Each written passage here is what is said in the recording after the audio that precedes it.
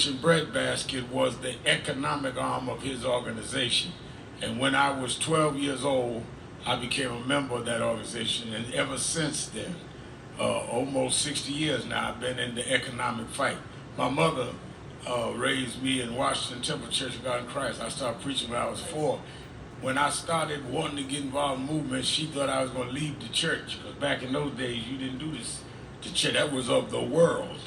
And she brought me to Bishop Washington, who brought me to Bill Jones and Jesse Jackson, and that's been the rest of the story. In my sojourn, there's been no official that understood economic equity and that did it at great risk than the city controller of New York, Brad Lander. Brad Lander has made sure that blacks not only got a hand out, but a hand up by giving contracts to some that were excluded, by making sure there was diversity, not only in his office at high levels, but diversity in who would invest the city's money. All of us that are city workers, all of you that are union workers, that money is invested with investors. And we'd have some unions where the majority of the pensioners were black or Latino, Reverend Goodrich, but it'd be all whites handling the investment of the money. Same thing with some of the unions. Some of the unions are progressive until it gets down to who handles the pension funds. Jamani, so I went to one union, 80% of the union members, black and Latino. Pension fund, not one black or Latino on the pension fund board. So they lend developers money. That developers come and take grandma's pensions to gentrify grandma out of her own neighborhood. One person that stood up and fought with us on that is the city controller who's running for mayor, and we're going to give him his 5 minutes right now. Give a hand to the Honorable Brad Lander.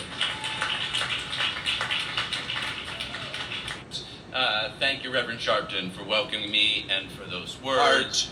Thank you, depriving people of due process, dismantling DEI, which is also just known as civil rights, snatching people off the street. Yesterday we learned they took a 2-year-old citizen, a 2-year-old, and deporting them to torture prisons, and now even arresting judges.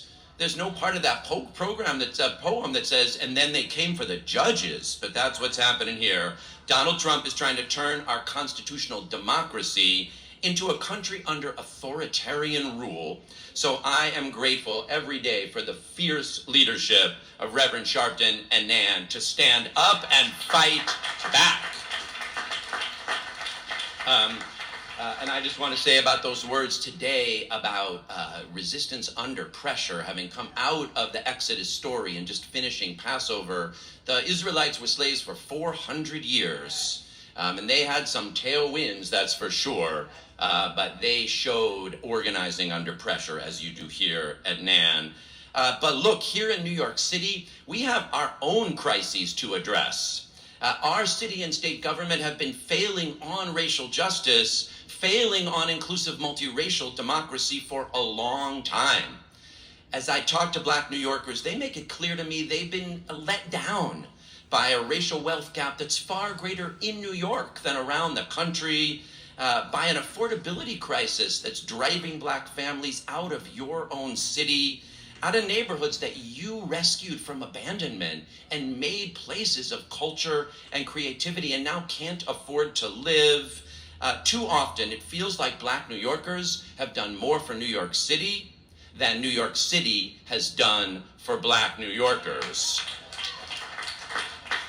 As controller, I conducted the first study of New York's racial wealth gap, and we found that the median net worth of a white household in New York is $277,000, while that of a Black household is just $18,000. That's 15 to 1. $277,000, that's enough to send your kid to college, to help them with the down payment on a home, to start a business. $18,000, that's not enough to do almost anything, nothing. And that wealth gap reflects disparities in education, in access to capital, and especially in home ownership. Back in 1996, my wife and I, we were able to buy a co-op in Brooklyn for $125,000.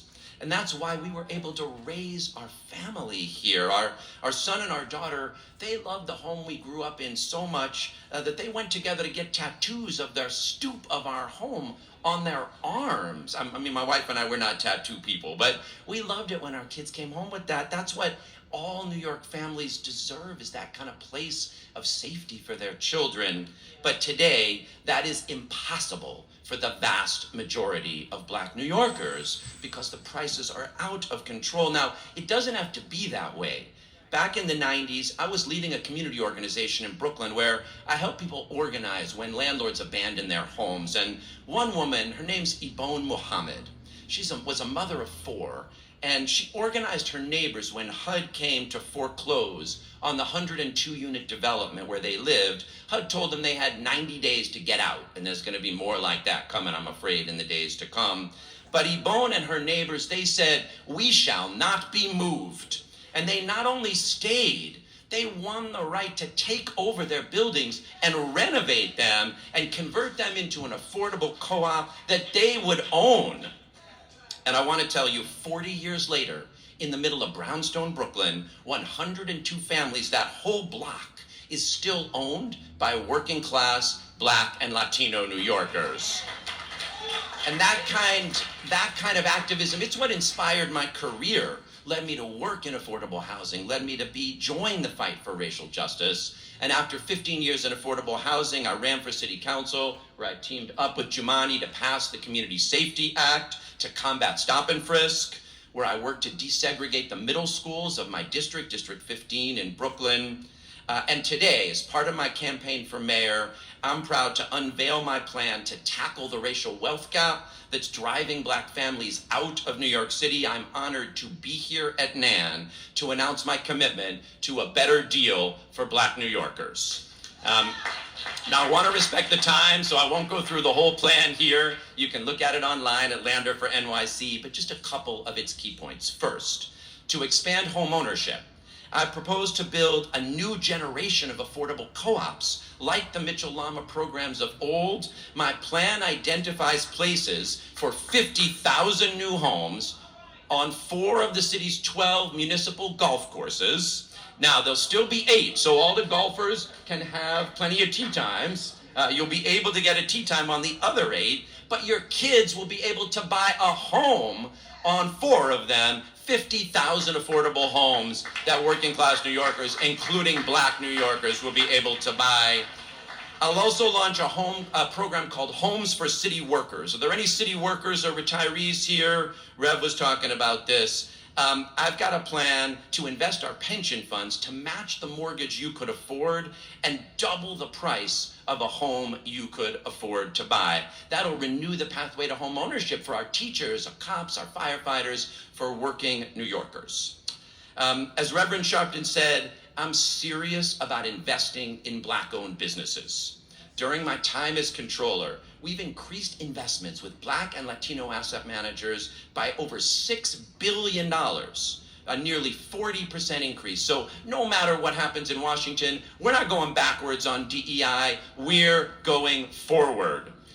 And I was proud to be out there outside Bill Ackman's office fighting against the enemy of DEI. And I do just want to say this, some of us are investing in DEI. Bill Ackman is the biggest donor to the super PAC of former Governor Andrew Cuomo. So I'm just saying you should look at who's investing and going forward on